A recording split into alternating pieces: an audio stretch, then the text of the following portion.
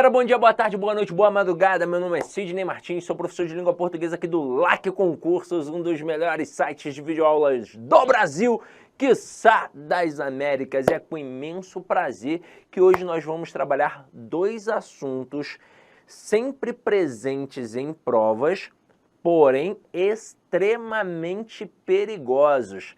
Na aula de hoje, eu vou dividir a primeira etapa em pontuação e a segunda etapa em colocação pronominal. E por que são assuntos perigosos? Porque eles exigem conhecimento de outros assuntos. Então, eles exigem conhecimentos de outros assuntos. Então, imagina o seguinte, eu tenho como mandar bem em pontuação sem dominar a análise sintática? Não, impossível. Eu tenho que saber, sim, o que é um sujeito, o que é um predicado, objeto direto, adjunto adverbial e por aí vai. Eu tenho como mandar bem em colocação pronominal sem dominar a transitividade? Sem saber identificar um verbo transitivo direto, um verbo transitivo indireto? Não, impossível. Então, neste momento, você tem que ter em mente que é o passo a passo. Se você não entendeu muito bem a parte de transitividade, a parte ali da análise sintática com o sujeito, né, para olhar o que era sujeito, objeto direto, objeto indireto, não tem problema não, porque o segredo é visualizar várias e várias vezes o mesmo conteúdo. Então, por mais que você não tenha entendido na plenitude uma aula passada, vá adiante. Não tem problema, vá adiante, até porque o ideal é que você volte e veja de novo. Então talvez você não tenha entendido muito bem na primeira, mas na segunda já vai entender. E não entendi na segunda também não, Sidoca, não tem problema, na terceira você vai entender. Água mole e pedra dura, tanto bate até que fura, é assim. Cada um tem um ponto de partida, cada um tem a sua própria dificuldade. Só você sabe a tua lacuna. Poxa, estudei numa escola ruim, não queria saber de nada da hora do Brasil na época da escola. Então, para você, obviamente, a trajetória vai ser um pouco mais árdua. Porém, não impossível, tá? Então, vamos aqui começar com a nossa brincadeira. Olha o que a gente tem aqui. Primeiro camaradinha que a gente vai estudar é a pontuação. E aí, veja aqui o conceito que a gente vai abordar. Chamamos de pontuação o uso de sinais para marcar na escrita pausas e mudanças de entonação típicas da fala. Então veja aqui 3 exemplos com as mesmas palavras, só que eles apresentam pontuação diferente. Na primeira eu tenho um ponto, que a gente tem o hábito de chamar de ponto final, mas esse ponto só se chama de ponto final quando realmente é o último ponto do texto, então aqui eu até posso chamar de ponto final. Depois eu tenho um ponto de exclamação e depois eu tenho um ponto de interrogação. Então na primeira frase, eles fecharam a porta. Na segunda frase, eles fecharam a porta. E na terceira frase, eles fecharam a porta? Muda de forma sutil, é muito pouco, mas ainda assim muda. E essas entonações são próprias da nossa fala. Antigamente, os textos não tinham essas pontuações, até porque o texto ele sempre foi feito para ser lido em voz alta. Então, na hora da leitura, o camarada ia empregando, ele ia impondo a entonação dele.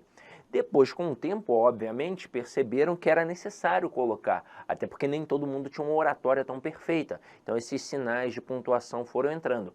Mas em concurso, veja aqui, ó, nos concursos são frequentes as questões sobre vírgula, ponto e vírgula, 2 pontos, travessões e parênteses. Veja que eu destaquei a vírgula porque é o principal elemento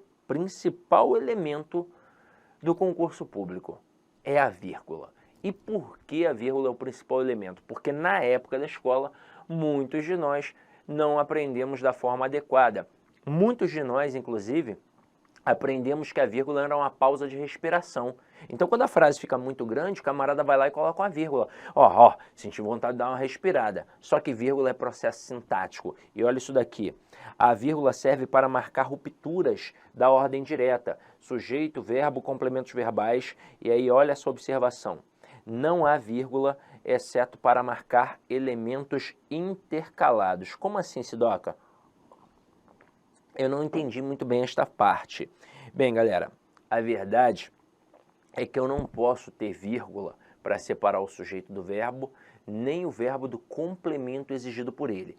E muitos ainda confundem essa dinâmica, fora que a gente ainda vai trabalhar um tópico bem perigoso. Então vamos com muita calma aqui agora, como se nós estivéssemos numa turma presencial, eu fazendo pergunta para você, você me respondendo, eu vou imaginar que você está me respondendo e você vai imaginar aí tudo que eu vou trazer agora para a nossa aula, tá? Então vamos lá. Olha a frase que eu vou colocar aqui. Se eu colocasse assim, ó, os alunos do LAC fizeram um simulado ontem. Pergunta que eu vou fazer. Nesta frase, é para ter vírgula ou não? Ou seja, eu posso ou não colocar uma vírgula aqui? Alguns de vocês, provavelmente, já disseram assim, pode. E outros falaram não. Quem falou não porque talvez tenha aprendido de forma equivocada o motivo de não interromper a ordem direta, porque provavelmente você aprendeu através do sistema SVC, e aí guardou parte da informação, e isso não é coisa de aluno iniciante mais não, tá? Isso é coisa de aluno que já tem até um tempo e de aluno até bom, de aluno inclusive, quando eu digo até bom, né, de aluno diferenciado. Não um aluno que vai fazer um concurso público normal, mas um aluno que vai fazer um concurso público para ser professor de língua portuguesa, por exemplo. Ele fez a faculdade de letras e aí lá na faculdade de letras ele analisou esse sistema SVC, muito provavelmente deram a informação correta e precisa para ele, só que ele gravou sua parte. Ele gravou que não tem vírgula entre o sujeito e o verbo, e de fato não tem. Alguns autores dizem que não tem vírgula entre o sujeito e o predicado, seria a mesma dinâmica. Só que ele aprendeu, assim como talvez você tenha aprendido, que não tem vírgula entre o verbo e o complemento. E essa informação não é completa. O fato é que não tem vírgula entre o verbo e o complemento exigido por ele, no caso pelo verbo. E quem é o verdadeiro complemento do verbo? São os objetos. Então, quando eu coloco aqui, ó, no nosso material, complementos verbais, eu estou falando obrigatoriamente de um objeto, seja ele direto ou indireto. E aí a gente tem que bater palma para a tia Teteia da escola, porque ela explicou assim para a gente. Ao invés dela ter colocado o sistema SVC, ela colocou assim, ó, SVO e os adjuntos adverbiais. E aí se liga nisso daqui. Eu não posso ter vírgula, de fato, entre o sujeito e o verbo, nem entre o verbo e o objeto. Essa estrutura aqui, ó, não pode ter interrupção, não pode ter uma ruptura, a não ser que eu coloque elementos intercalados. Como assim? Eu não posso colocar uma vírgula única, uma vírgula unitária, entre o sujeito e o verbo. Mas se eu colocar uma estrutura intercalada ali, eu posso colocar duas vírgulas. E aí dessa forma, colocando duas vírgulas, eu não vou trazer uma interrupção. Então não vou interferir na conexão que existe entre esses elementos. Mas vamos com calma. Agora, tá vendo esse camaradinho aqui no final? Ele é um adjunto adverbial. Nessa situação ele é uma mera circunstância e a posição original dele é no final da frase, quando a gente tem uma frase em ordem direta. Aqui cabe uma vírgula, que é uma vírgula que a gente chama de facultativa. Esta informação já te torna um candidato diferenciado, tá? E aí, neste momento, que eu tenho essa vírgula facultativa, ela é facultativa mesmo. Então, eu posso colocar aqui, ó, uma vírgula antes do ontem. Isso só mostra que a gente tem que fazer uma avaliação sintática enorme. Então, vamos lá, ó. Aqui está o verbo. Quem é o sujeito? Os alunos do LAC. Posso colocar vírgula entre o sujeito e o verbo? Não, em hipótese alguma. Sidoca, e esse do LAC? Eu não poderia colocar entre vírgulas? Não. Da mesma forma que eu não coloco vírgula entre o verbo e o seu complemento, eu também não coloco entre o nome e o complemento do nome, e muito menos, como aqui, entre o nome e o adjunto. E do lá, que é um adjunto adnominal, está ligado ao substantivo concreto alunos. É para mostrar que são os alunos do LAC e não de um outro curso, por exemplo. Então aqui é adjunto adnominal, valor caracterizante, valor de posse, eu não posso colocar entre vírgulas. Aí continuando, nesse contexto quem faz alguma coisa, é um verbo transitivo direto. E no caso eu fiz o que aqui, ó? Eu fiz um simulado, é o nosso objeto direto. E o ontem? O ontem é um adjunto adverbial de tempo. Então realmente, ó, entre o sujeito e o verbo não tem vírgula, entre o verbo e o objeto não tem vírgula, mas esse camaradinho aqui apresenta esta vírgula que é facultativa. Detalhe, como é facultativa, significa que a presença ou a ausência dela não atribui prejuízo gramatical nem alteração de sentido.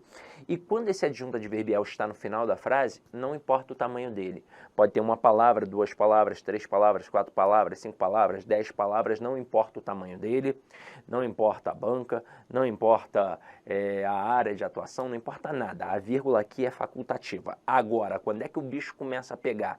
Quando a gente desloca esse adjunto adverbial. E deslocar o adjunto adverbial é tirá-lo da posição original. Não importa se é para o início da frase ou é para o meio. Tirei do final, eu desloquei. E aí é que vem a zona. Segundo a gramática, um adjunto adverbial deslocado de curta extensão, ou seja, pequeno, vai ter a possibilidade da vírgula facultativa. E um adjunto adverbial deslocado de longa extensão, ou seja, grande, vai ter a vírgula obrigatória. É assim que rege a gramática tradicional. E detalhe, a ABL também se posicionou, definiu um negocinho que daqui a pouco eu vou contar para vocês. O problema é que as bancas não adotaram isso de forma uníssona, de forma coesa. Tem banca que adotou uma parada, tem outra banca que adotou outra parada. E por quê? Porque os gramáticos mesmos não entraram em consenso. Tem gramático que diz que 2 palavras já é um adjunto adverbial grande, tem gramático que diz 3, tem gramático que diz 4, tem gramático que diz até 5. Caramba, e aí, como é que eu vou fazer na hora da prova? Para nossa sorte, como eu disse, a ABL se posicionou.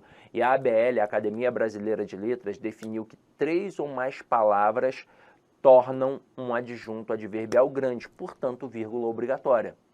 Então, com uma palavra é pequeno, vírgula facultativa. Com 2 palavras é pequeno, vírgula facultativa. Com 3 palavras, vírgula obrigatória. Com 4, vírgula obrigatória. Com 5, vírgula obrigatória. Então, a partir de 3, a vírgula é obrigatória. Só que, infelizmente, nem todas as bancas adotaram isso também. Agora, eu consigo definir para você quais bancas adotaram e quais bancas nem colocam a cara a tapa. Bem lá no passado, apenas 2 bancas se posicionavam, FCC e Sebrasp, que na época ainda era chamada de CESP. Então vou mostrar aqui para vocês com calma. Então vamos lá. Se eu deslocar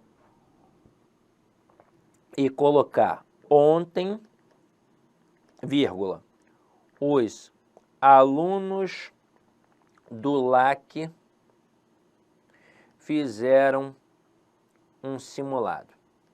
Olá, meus amigos! Inicialmente eu peço licença a vocês, mas essa videoaula é uma videoaula demonstrativa aqui do site Lá Concursos, para que você tenha acesso, que você conheça a qualidade das nossas videoaulas. Olha só, papo reto, esse nosso curso, eu garanto para você que ele é completaço, atualizado, ponto a ponto do digital, e nesse curso aí está todo o conhecimento necessário e suficiente para que você seja aprovado no concurso. A sua prova está nesse curso. Professor, qual que é o investimento? Cara, você não vai nem acreditar, é isso mesmo, R$ 119,90.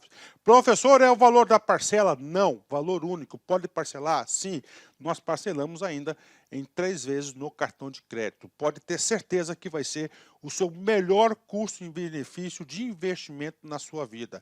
Venha ser guarda municipal do município de Jundiaí. Estuda conosco aqui na Lá Concursos, um site que eu digo para vocês que nós estamos nos especializando em concurso da Guarda Municipal. Nós estamos fazendo uma campanha aí bastante vitoriosa no município de Jundiaí. Espero vocês aqui na LAC. Forte abraço, fique com Deus. Tchau, tchau.